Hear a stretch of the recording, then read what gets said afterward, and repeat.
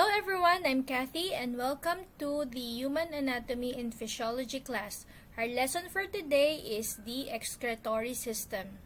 At the end of today's session, you will be able to relate the components of the excretory system to their functions, examine the structures of kidney microscopically, this one we will do in the lab, explain the process of urine formation, investigate the role of kidney in fluid and acid-base balance.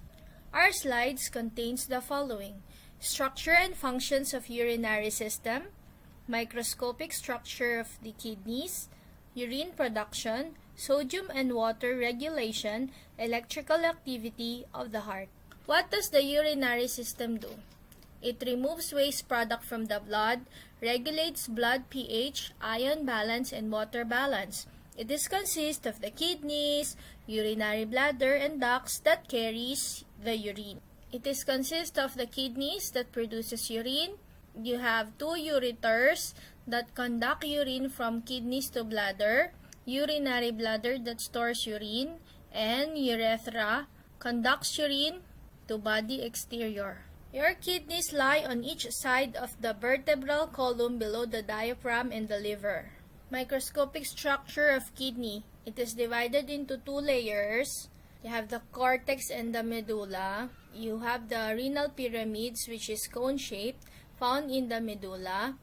Tips of the renal pyramids point towards center of the kidney. You also have calyx. It's a funnel-shaped structure that surrounds the tips of the renal pyramids. Calyxes, if it's plural, and calyxes open into larger funnel. Also have your nephrons in your kidney, which is the basic functional unit of the kidney and is responsible for urine formation. Nephrons, functional unit of the kidney. So you have approximately 1.3 million in each kidney. Consists of capillary knot in the kidney cortex. You have your renal tubule, Bowman's capsule, which is the enlarged end that surrounds the glomerulus, proximal convoluted tubule, loop of Henle, which extends into the medulla, distal convoluted tubule or DCT, Bowman's capsule, and glomerulus form the renal corpuscles, as you can see in our illustration here. We have the renal artery, then afferent arteriole, then glomerulus, efferent arteriole, and renal vein. Afferent arteriole to glomerulus arises from the renal artery, so it is incoming. Efferent arteriole drains from the glomerulus, so it is outgoing. Urinary production. Our urine consists of mainly water. Then we have organic waste and ions. There are three basic processes in urine production. Number one will be glomerular filtration, two, tubular reabsorption, and tubular secretion. Down here in table 18.1, we have the concentrations of major substances in urine, and this is the average value. For example, urine, you have 1.4 liter per day of water, and organic molecules in milligram per dl. Then the specific gravity of your urine average will be 1.05 to 1.03 gram per ml. pH is 4.5 to 8. So as you can see here in the illustration below, we have the afferent arteriole. Remember, afferent is incoming, efferent arteriole is outgoing. Okay, so number one, the color blue, is where the filtration happens. The number two, tubular reabsorption, that is the color purple and orange. The number three is the tubular secretion, that is color green. Okay, veins is color red, then urine this color yellow. Tubing. Glomerular filtration is the first step in urine production. The movement of materials across the filtration membrane into Bowman's capsule to form filtrate. So what happens is that your blood cells and proteins remain in the blood. It occurs at renal corpuscles. It's a non-selective process. You are producing 180 liter of filtrate. every day. Incoming is this side, then efferent arteriole is going to the right side, outgoing. Tubular reabsorption. As the filtrate moves through the convoluted tubules, loop of Henle, and collecting duct, many solutes and water are reabsorbed. Around 99% of the filtrate volume is reabsorbed, and it enters into the peritubular capillaries, and only 1% is excreted as urine. Proximal convoluted tubule or PCT reabsorption. Here you have the organic solutes, fructose, glucose, and amino acids, and you also have the ions sodium, potassium, calcium, bicarbonate, and chloride. And then what happens is that 65% of the filtrate volume is reabsorbed. Reabsorption by active transport and co-transport. As you can see from here, color red is for the active transport, color green, arrow, is the co-transport, and orange is for osmosis. Tubule walls permeable to water, and then water is reabsorbed by osmosis. Substances reabsorbed enter the peritubular capillaries. This is descending. Thin segment of descending limb.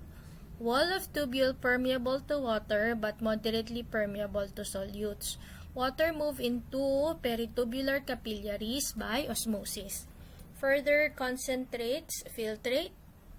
Interstitial fluid in medulla highly concentrated. So you have large amount of sodium ion, chloride ion, and urea.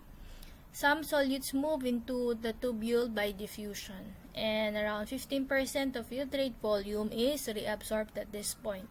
Distal convoluted tubule, DCT, and collecting duct reabsorption. Filtrate arriving at the DCT is more dilute than the interstitial fluid in cortex. So you have more sodium ions is reabsorbed by active transport and chloride by co-transport. Water moves out of the tubule by osmosis, and the filtrate volume further reduced by 19%. Okay, and then later on, only 1% remains as urine. Tubular secretions. Solutes are secreted across the wall of the nephron into the filtrate. Nitrogenous waste and drugs are secreted into the proximal convoluted tubule or PCT. Then you have ammonia diffuses into the tubule. You have creatinine, histamine, and penicillin actively transported into tubules. Hydrogen ion also actively transported into the tubule. It is very important in the regulation of body fluid pH. Then your potassium is reabsorbed in PCT but secreted in DCT and collecting duct, resulting in net loss in your potassium. Regulatory role of kidney. Regulation of water and electrolyte balance is the main role of your kidney by alternating excretion of water and electrolytes. So you have sodium ion, potassium, calcium, hydrogen, magnesium. And then for the anions, you have chloride, bicarbonate, and phosphate. What happens is that our system is altering the excretion of hydrogen and bicarbonate ions in the urine. Regulations of blood pressure, short-term rapid-acting mechanism is mainly controlled by baroreceptor reflexes. And then for the long-term, which is slow-acting, you have the regulation is controlled primarily by mechanisms that influence kidney function. Hormonal regulation of water. Antidiuretic hormone or ADH is produced by the posterior pituitary gland. Increases reabsorption of water by increasing the permeability of distal and collecting tubules to water. It increases water channel numbers at apical membrane. Increases water channel activity at basolateral membrane.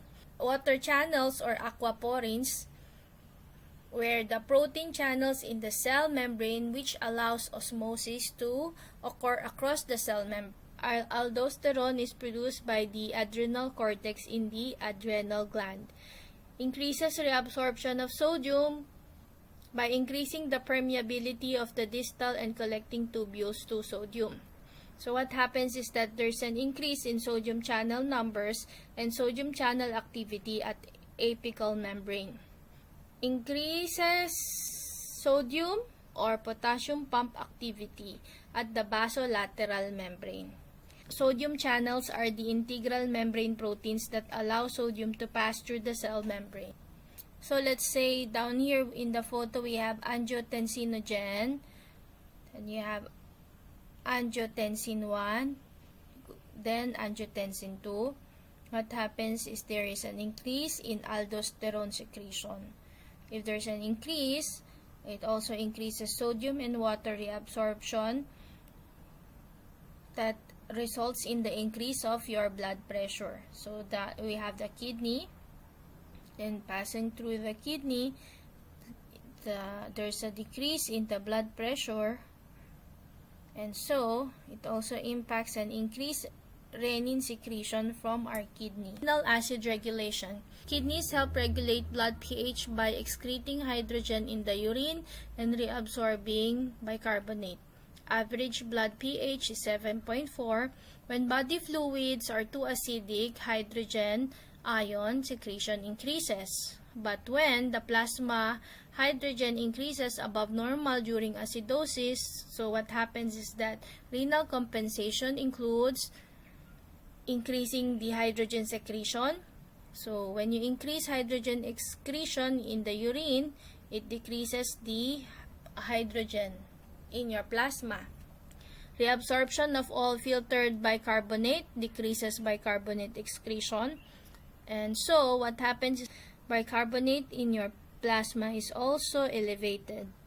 Conversely, when your hydrogen secretion is reduced, that is when your hydrogen concentration in the body fluid is too low, is exactly the opposite, okay, of the first one. It occurs in the PCT, DCT, and collecting duct. Question: red blood cells in the glomerular capillaries will enter the blank next. Then having chronic high blood pressure could affect the efficiency of the kidneys because the glomerular capillaries may put blank material into the glomerular capsule. A. Excess. B. Not enough. Answer: I hope that you got it right. Red blood cells in the glomerular capillaries will enter the efferent arterial next. Then number 2, having chronic high blood pressure could affect the efficiency of the kidneys because glomerular capillaries may put excess material into the glomerular capsule. Thank you so much. See you in our tutorial class. Bye-bye.